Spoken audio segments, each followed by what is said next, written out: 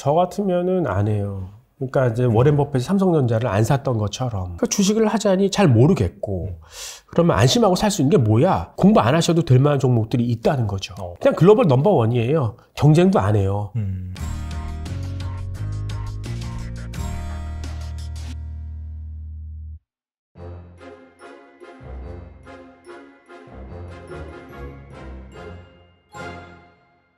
그리고 장기적인 수입이 필요한 은퇴자한테 부동산 펀드 투자가 제격이다. 이제 그렇게 세속에서 말씀해 주셨는데 네. 그 이유가 뭔지 좀 궁금합니다.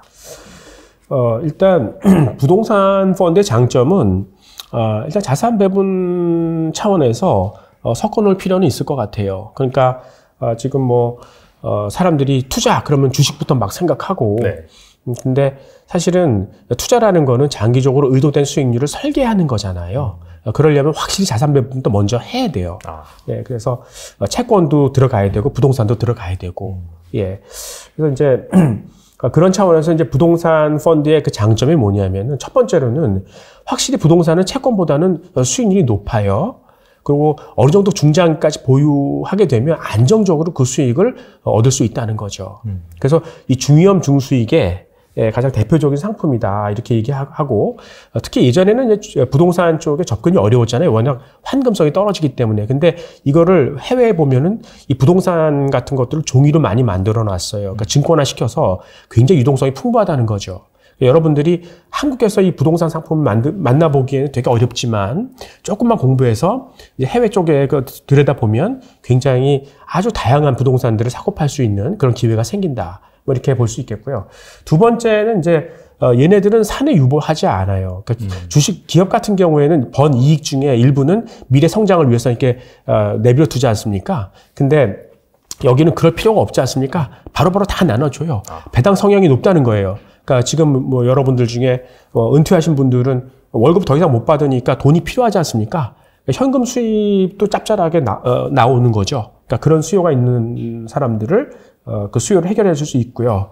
그다음에 이제 이 주식 특히 우리나라 주식 채권하고 미국 부동산하고는 상관관계가 굉장히 떨어져요. 제가 예전에 펀드 매니저 했을 때 일단 한국 주식 투자할 때 항상 미국 인프라 펀드를 꼭 넣었어요. 왜냐하면 둘의 상관관계가 마이너스가 나와요. 그러니까 이 위험 분산 효과가 아주 탁월하다고요. 그래서 여러분들의 어떤 포트폴리오의 수익성을 굉장히 안정적으로 유지해 줄 수 있는 그런 좋은 점이 있다 이렇게 생각하고요. 저는 개인적으로 제가 이제 인구 노령화에 의해서 지금 뭐 저성장이 고착화되고 말씀드렸는데 네. 이럴 때 돈이 갈 수 있는 거는 딱 둘 중에 하나라고 생각해요. 어차피 성장 없냐? 네. 그러면 뭐 안정성이라도 따져보자. 근데 사실 부동산만큼 수요의 안정성이 있는 게 어디 있어요? 그렇죠. 예, 그러니까 근데 실제로 지금 뭐 인프라라든가 그리고 뭐 데이터 센터, 그다음에 초고속 통신 타워, 그다음에 뭐 이런 데는 지금 수요가 오히려 올라오고 있잖아요. 그러니까 안정적인데 수요까지 어느 정도 상승세를 유지하고 있는 이런 쪽은 굉장히 매력적이라고 생각하고 있고요. 그다음에 이제 재택근무가 확산된다고 말씀을 드렸는데 이런 상태라면 저는 사업용 부동산, 그러니까 오피스보다는 집이 낫다고 생각하는 거죠. 주택용 부동산이 낫다 이렇게 생각하는 거죠. 그러니까 많은 분들이 요즘 뭐 그 인터넷 켜보면은 집값 폭락했다. 그러니까 사실 저희 집 이렇게 알아보면 뭐 집값이 그렇게 많이 빠지지도 않았더라고요. 그러니까 뭐 좀 곡소리 난다 막 이런 얘기 많이 하는데 사실 그런 것들이 이 유동성이 되게 없는 상태에서 호가를 얘기하는 거잖아요. 그렇죠. 네. 예, 그러니까 과연 이런 고금리가 얼마나 유지될 수 있을까? 다시 금리가 내려갔는데도 집값이 그렇게 떨어질까? 오히려 폭발적으로 올라올 수 있지 않을까? 그러니까 사실 이 집에 앞으로는 이제 재택근무라는 어떤 그 집의 기능이 좀 상승하고 있지 않습니까? 그러니까 안정적일 뿐만 아니라 그 기능도 확대가 된다는 거죠. 그렇다면 저는 집을 그렇게 팔 만한 자산은 아니라고 생각해요. 그래서 이제 우리나라에서는 사실 1가구 2주택은 어렵지 않습니까? 세금 때문에. 근데 미국에 있는 그런 펀드들 같은 거 사면은 그런 문제가 없지 않습니까? 그렇죠, 전혀 없죠. 예, 뭐 주택용 모기지 뭐 사면은 괜찮을 것 같아요. 특히 미국 같은 경우에는 주택 공급이 부족해요. 걔네가 이제 예전에 2008년에 그 서프라임 크라이시스 났을 때 많은 그 주택 이 건설업자들이 다 시장을 이탈했어요. 그리고 어디로 갔냐면 리모델 시장으로 갔어요. 그러니까 거기는 좀 수익성이 나거든요. 그렇죠. 그러니까 집을 지을 수 있는 사람은 별로 없고 리모델 할 수 있는 사람만 늘어난 거예요. 그러니까 주택의 공급이 많이 줄었어요. 그래서 2019년에 보면 지금 뭐 미국에서 주택 부족한 게 한 380만 호 정도 됐었거든요. 그러니까 지금은 500만 호가 넘어요. 되게 많네요. 그러니까 이런 상태에서, 그러니까 지금 일각에서는 미국 집값도 폭락할 것이다, 조짐이 보인다, 막 이렇게 얘기하는데 주택 가격이 계속 상승 추세를 겪고 있거든요. 그러니까 이동 평균선에 지금 플러스 2 시그마까지 왔어요. 그러니까 더 이상 올라가긴 좀 어렵겠죠, 기술적으로. 그렇죠. 그러나 네. 이 상승 추세는 유지가 된다는 거예요. 시간이 갈수록 저는 주택 가격은 오를 거라고 생각하는 거죠. 네. 그렇다면은 약간 뭐 부동산 펀드, 어떻게 주식처럼 투자할 수 있는 그런 투자 대상이 리츠잖아요. 네, 리츠 네. 같은 것도 괜찮다고 보시나요? 네네. 그러니까 이제 지금 뭐 이 각종 부동산 이 자산을 이 종이로 만들어낸다지 않습니까? 네. 그게 다 리츠 상품들이에요. 그렇죠. 네. 예, 그러니까 뭐 여러분들이 그 인프라 펀드, 예, 그것도 리츠고요. 그 다음에 이제 그 뭐 타워, 통신 타워, 그리고 뭐 이 주택용 네. 부동산 그런 걸 리츠로 다 만나 보세요. 네.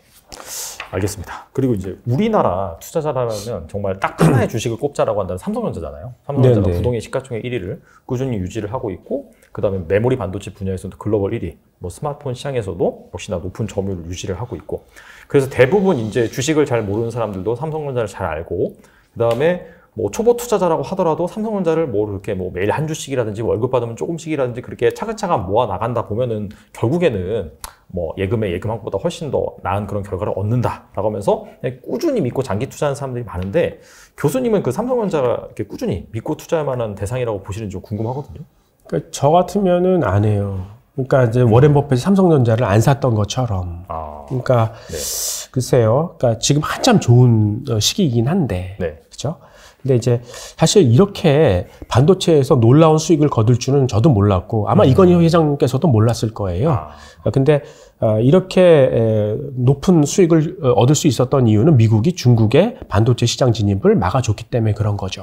그러니까 뭐 예를 들어서 지금 뭐 10나노대 메모리, 그러니까 D램 같은 거를 만들려면은 노광 장비, 빛으로 가는 그런 장비가 있어야 되거든요. 근데 네덜란드 ASML밖에는 그걸 못 만들어요. 그렇죠. 근데 네. 미국이 ASML한테 그러죠. 너 그 장비 미국한테 팔면 혼난다. 이렇게 얘기하는 거죠. 그래서 이제 중국은 근데 반도체 포기할 수는 없어요. 그렇죠. 네. 네. 그러니까 왜냐하면 뭐 미래 패권이 데이터라고 말씀드렸잖아요. 그걸 프로세싱하는 건 반도체예요. 반도체를 못 한다면 중국은 미래가 없어요. 그러니까 근데 이제 한번 소련이라는 연방이 결국 이제 91년인가 그때 붕괴가 됐는데, 그때 무너지면서 어떤 일이 있었냐면, 그러니까 그 90년도 8월하고 이제 91년 2월 사이에 데저트 스톰이라는 사막의 전쟁이라는 그러니까 미국이 쿠웨이트에서 후세인을 몰아내는 그 전쟁을 했어요. 그때 기존하고 굉장히 다른 전쟁을 했죠.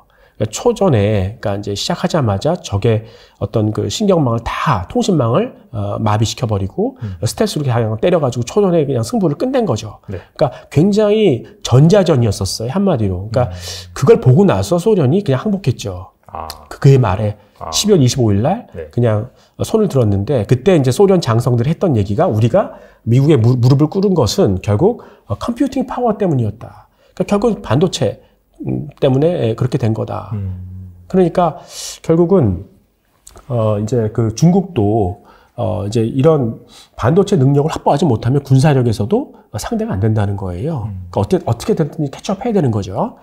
그래서 이제 근데 중국은 전 세계 반도체 수요의 60%를 자기네가 사요. 물론 산 것 중에 일부는 이제 되팔기도 하겠지만 어쨌든 구매력이 그만큼 있는 거 아니겠어요? 그러니까 어느 정도는 이제 이 국산화 할 수 있을 것이다. 그러니까 메모리조차, 삼성전자 하는 메모리조차 지금 28개 시설을 5년 안에 이제 건립을 하겠다고 됐거든요. 뭐 그 정도면 아마 5년 안에 이 범용제는 자기네가 국산화할 수 있을 거예요. 그러니까 아주 이 고급제, 서버에 들어가는 고급 반도체 같은 경우에는 삼성전자 거 써라. 하지만 그냥 굉장히 아무데나 쓰는 범용제는 그냥 중국산 거 써라. 예, 그렇게 이제 나올 수 있다는 거죠. 그러니까 특히 이제 중국 기업들은 말 잘 듣고 메이드 인 차이나에 대해서 되게 자부심이 있지 않습니까? 맞아요. 네. 예, 그러니까 할 수 있는 건데 그 정도 범용제 정도만 하더라도 상당히 수급에 굉장히 큰 영향을 줄 수 있을 것이다 이렇게 생각을 하는 거죠. 그래서 일단 중국이 이 산업에 들어온다는 얘기만 들어도 삼성전자는 발리에이션 멀티플이 확 떨어질 수 있어요. 예전에 그 엘피다에 있었던 이야기를 한번 해드릴게요. 그러니까 엘피다가 일본 업체였거든요. 반도체 업체였죠. 네. 근데 얘네가 이제 끝까지 정부에서 비호를 해주는 거예요. 그러니까 삼성전자가 엘피다를 이제 망가뜨리려고 가격을 팍팍 낮췄죠.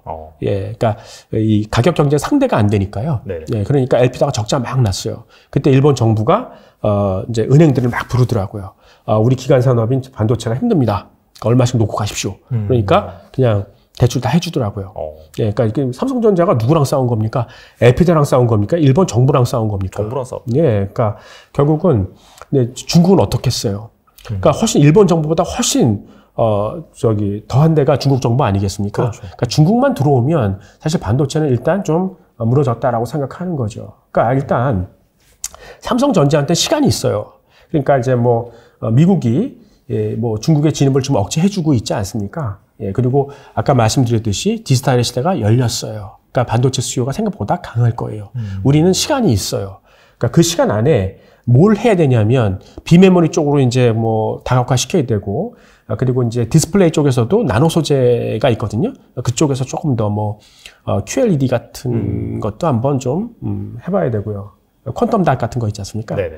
그리고 자율주행 전기차로, 그러니까 아마 전기차 사업을 할 거예요, 삼성이. 나중에는 완성차는 못하더라도 부품이라든지 뭐 그런 쪽으로 아마 완성차도 해야 될 거예요. 그러니까 삼성 SDI가 네. 그러니까 지금은 사실 테슬라 같은 경우도 자기네가 뭐 이 배터리를 뭐 사다가 쓰지만 아직은 사이즈가 그러니까 볼륨이 그렇게 크지 않으니까 나중엔 그러니까 전기차의 가장 핵심 분야가 그러니까 부가가치가 가장 높은 게 배터리잖아요. 그렇죠. 네. 그거를 왜 안 하겠어요?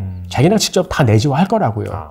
그렇다면 LG 에너지 솔루션이나 삼성 SDI 어디로 갑니까? 자기랑 직접 하는 수밖에 없어요. 그러니까 지금은 삼성전자가 그 전기차 사업을 왜 못하냐면 만약에 했다가는 지금 뭐 경쟁 상대가 되는 거예요. 뭐 예를 들어서 고객사랑 테슬라당 납품해야 되는데 네. 배터리를 네. 근데 경쟁사가 되는 거예요. 그러니까 지금은 안 하고 있지만 나중에는 어느 정도 이제 쭉 흘러서 이제 삼성이 캡티브 마켓, 그러니까 자기네 고객이 충분히 쌓이면은 아마 이제 들어갈 거라고요. 그래서 여기서 이제 뭔가 다른 모습을 보여줘야 되는데 지금 어느 것이 먼저 오냐는 거죠. 삼성전자가 예를 들어서 이제 이 중국이 반도체 시장에 진출하는 것이 먼저냐? 아니면 삼성이 비메모리 쪽에서 성과를 보여주는 것이 먼저냐. 여기에 이제 불확실성이 있다. 이렇게 얘기를 하는 거고. 그러니까 뭐 2019년에 이재용 부회장이 우리가 이제 세계 비메모리 시장에서 넘버1이 되겠다. TSMC를 제치고. 근데 3년이 지난 지금 보니까 TSMC의 마켓 쉐어는 46%에서 54%로 오히려 늘었더라. 쉽지 않은 거죠. 그러니까 그거는 아까 말씀드렸듯이 삼성은 원래 삼성도 비메모리 했었어요. 제조를 했었다고요. 그러니까 처음에는 애플이 야 너희들 메모리뿐만 아니라 뭐 CPU나 이런 비메모리도 같이 해서 한꺼번에 납품해 이렇게 했었어요. 근데 삼성이 이 스마트폰을 하는 거예요. 갤럭시를 하는 거예요. 네. 갤럭시가 잘 팔려요. 그러니까 경쟁자가 돼버렸잖아요. 이 CPU 안에는 자기 비밀이 숨겨져 있는데 어떻게 그걸 맡겨요? 그러니까 그런 부분도 구조적인 부분도 있고 사실 비메모리도 되게 맞춤형이잖아요. 맞아요. 그러니까 네. 이거 일일이 다 그 스펙을 잡기에는 시간이 걸리는 거예요. 그러니까 근데 이제 삼성전자는 돈이 있으니까 지금 100조 원의 돈이 있지 않습니까? 그런 것들을 어떻게 효과적으로 써서 한 번에 판을 바꿀 수 있는 그런 뭐 어떤 뭐 AMD를 M&A 한다거나 어떤 극적인 무엇을 좀 보여줘야 이제 신뢰가 생길 것이다. 그때까지는 잘 못 믿겠다 이렇게 생각하는 거죠. 네, 뭐 삼성전자 안 좋다라기보다도 이러한 여러 가지 그런 뭐 세계 국가 간의 역학 구도라든지 불확실성이 있다. 그렇죠. 불확실성이 있다. 그렇게 이제 보시면 될 것 같고. 그렇다면 이제 반대로 삼성전자가 약간 좀 그런 불확실성이 있다라고 한다면은 상대적으로 좀 불확실성이 덜한 어떻게 본다면은 지금 현재 상황에서 공고한 입지를 가지고 있는 좀 장기 투자할 만한 그런 대상 주식은 뭐라고 생각하시는지 궁금하거든요. 그러니까 개인 투자자분들은 아직 주식을 공부할 만한 시간은 없는데 그렇다고 채권에 투자하자니 투자 수익률이 너무 낮고. 네. 그 주식을 하자니 잘 모르겠고, 그러면 안심하고 살 수 있는 게 뭐야? 그럼 삼성전자 이렇게 생각하는데, 사실 해외를 보시면은 공부 안 하셔도 될 만한 종목들이 있다는 거죠. 그래서 그거는 그냥 글로벌 넘버원이에요. 경쟁도 안 해요. 예. 그래서 수요도 안정적이고, 그러니까 그냥 가만히 있으면 그 약간의 부침은 있을지 모르겠지만 계속 우상향하는 종목들이 있다는 거죠. 그러니까 한마디로 말해서 핵심 경쟁력을 갖고 있는, 남이 모방할 수 없는 경쟁력을 갖고 있는 애들이 있다는 거죠. 그러니까 대표적인 예를 들어보면 로키드 마틴, 미국의 국방주예요. 네. 앞으로 이제 뭐 세계적으로 글로벌화 되면서 서로 싸울 거 아니에요. 그러니까 이 전쟁, 그러니까 세계 전쟁은 벌어지지 않지만 그 불만을 해소하기 위해서 국지전은 엄청나게 벌어질 수도 있을 것 같은데, 그러면은 국방 예산이 점점 늘어날 거 아니겠습니까? 네. 그러면 거기에 수혜를 받을 수 있는 거는, 로키드 마틴은 뭐 사실 이제 다른 이 전투기 만든 데하고 비교가 안 되잖아요. 월등한 압도적인 일이죠. 네. 예, 그리고 뭐 디즈니 같은 데도 엔터테인먼트 관련해 가지고 뭐 진짜 원스톱 서비스가 다 돼 있어요. 모든 것들, 엔터테인먼트 관련된 모든 그런 회사들이 이 안에 다 있다고요. 예, 그래서 뭐 여행사부터 시작해 가지고, 예, 뭐 요즘에 뭐 그 컨텐츠 같은 거 다 포함해 가지고, 그리고 이제 비자 같은 경우도 회선망이 전 세계적으로 깔려 있지 않습니까? 요즘에 뭐 핀텍 업체들이 많이 생겨가지고 걔네들이 독자적인 망을 쓰는 것 같지만 다 비자망을 써요. 마스터카드나. 그러니까 얘네들 비자 장사해 주는 거죠. 예, 그리고 앞으로 이제 디지털의 세계가 온다 그러면 이제 통신 인프라 깔아야 될 거 아니겠습니까? 초고속. 근데 예전에는 화웨이를 많이 봤었어요. 그러니까 걔네가 통신 어떤 프로토콜을 갖고 있기 때문에. 근데 미국이 그걸 뺏어버렸어요. 그러니까 통신 프로토콜을 다 오픈해라. 그러니까 누구나 통신 장비를 만들 수 있도록. 그러면 이제 이 분야를 다 코디네이션을 할 수 있는 거는 반도체 설계 업체예요. 그러니까 퀄컴이 어떤 뭐 기득권을 다 가져가 버린 거죠. 그러니까 퀄컴을 보시는 게 낫고요. 아까 말씀드렸다시피 뭐 디지털의 세계가 오면은 뭐 이제 엔비디아, 그러니까 반도체 설계하는 데를 이제 그 수요가 막 급증할 거 아니겠습니까? 뭐 그런 쪽을 보는 게 좋을 것 같고요. 바이오 산업을 보더라도 역시 애플로 보면은 미국 업체가 싸요, 우리나라 거보다. 네, 그러니까 기술이 걔네가 확실히 탁월하다고요.